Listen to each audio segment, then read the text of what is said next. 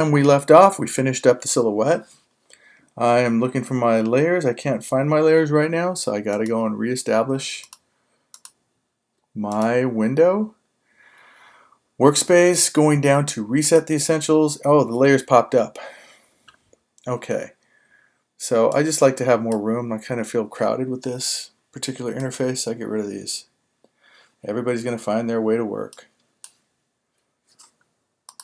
Okay, so layers are right here. Click on that. There's the silhouette layer. I need a new layer, and I'm gonna hide the silhouette by going and putting the eye out here. Click on layer 3, and I'm going to name this details. Let's make it eyes. Let's go focus on the eyes. How about that? Okay, so Command Spacebar, and I used to do a similar illustration like this with a known brand. And the thing about it is that students used to say, you know, because as a human being, I can speak for myself. I would rather be doing something other than work.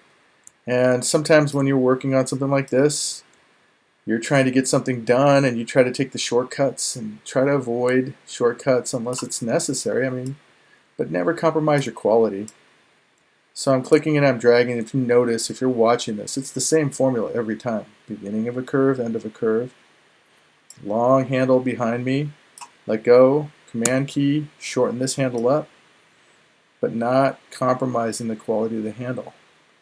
Let me go and change this to, let's see, magenta perhaps? See if that warm color pops for us. So it's more contrast here. Okay, that's good.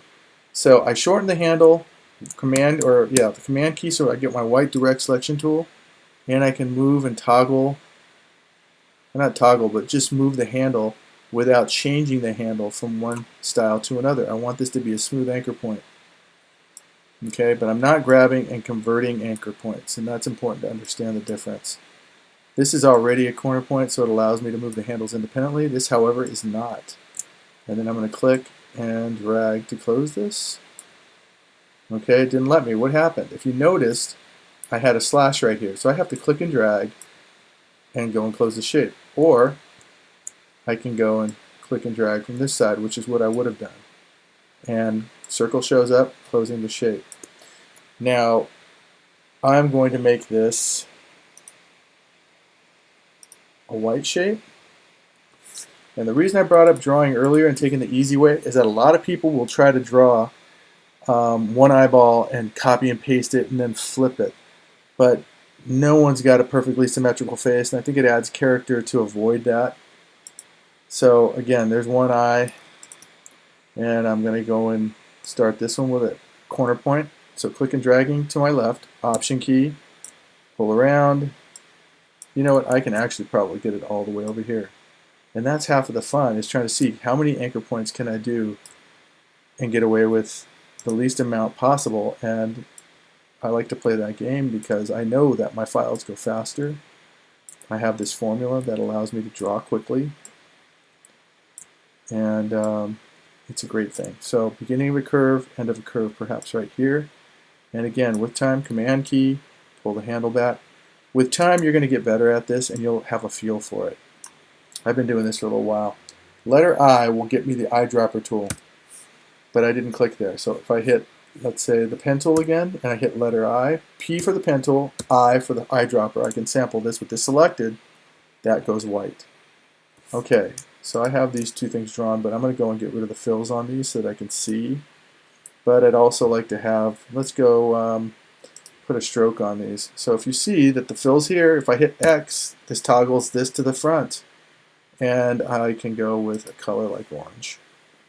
Go back to my layers and hit the command key so I can get the direct selection tool and just click away to deselect these shapes. And let's go draw some more. So letter P and corner right here, so I'm going to click and drag, Option key, pull it up and around. Down here, click and drag, Option key, pull this around, click and drag here, and then close the shape. Click and drag. And I'm going to put this as a green, maybe a chartreusey kind of a green. And I'll be able to save that color. Let's not forget the lesson that I think I taught in the first class, or the first video, which was go to your swatches palette and be sure that you don't work with a full palette like this, because again, less is more. I'm going to click here and select all unused and hit the trash can. There it is, delete. And then I'm going to go and can grab these. Life is happening at my house. And if you notice, there's a lot of these. I've got to go and select all unused, hit the trash can, and hit yes. Okay, that's what I want. So this is selected. That stroke, I can grab it and drag it in here. Then I can go and click on this, and you can see the stroke, and I can grab that color and keep that. So now I have a limited color palette consisting of white, black, this orange, and this green at this point. Okay? Clicking away to deselect that. Let's draw this one. I'm going to try to keep it, I want to keep these on the same horizon line for the most part. So Command R brings up my rulers. And right click on the rulers to bring up your increments of measure, and I'm in inches, that's fine with me. Click and drag, and I get a guideline that comes out here. So I've got a little bit of a lean to the left, so I'm going to compensate for that. I'm going to marquee this and arrow key it down so it touches. I'll leave it. I can do that at the end. I just need to get the stuff indicated now, and then I can come back. Click and drag, Option key.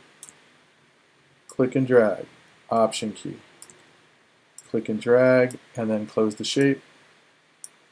White arrow, I want to go and modify this. Okay, and then give it the green stroke. Click, assign the green stroke. Okay, these are pretty basic. You're just going to get a circle. There's no need to draw these. You can click and drag from up here and marquee a circle. And I will fill that with black, or give it a stroke of black. This one I don't have a problem with you copying. So I'm going to grab that and move that over here. And so now we can colorize these, okay? I know I'm losing that, but I'll cover that in a minute. So let's just say I'm going to fill this with orange. So I have to hit the letter X. First of all, X toggles between fill and stroke. I don't want any stroke on this any longer. It's selected. So go and fill it with orange.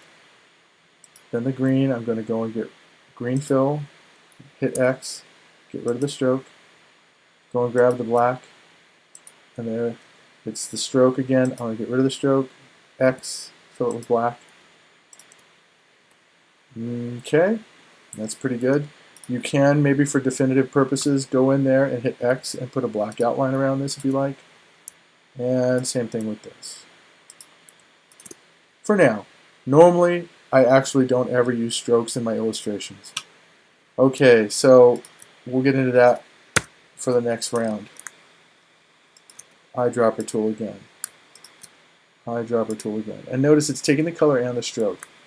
So I left those other pieces alone earlier, and that's what I want to do right now is click on this, Command C, Command F. And remember what that is. It's copy and it pastes directly on top. That's a valuable tool, or a quick key to know.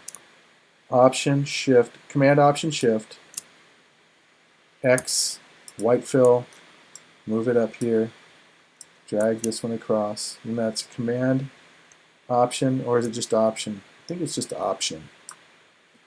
Yeah, I usually get the Command Option because I like to drag copies with the Shift key on the same plane. If you notice, it's stuck on 45 degrees or 90s. Okay, delete. And Command 0, let's see how we're doing progressively. Okay. The colors aren't something that I'm going to run with right now. These are just laying colors in at this point. Okay, and so now you've got the eyes. Let's see if you can get those eyes done.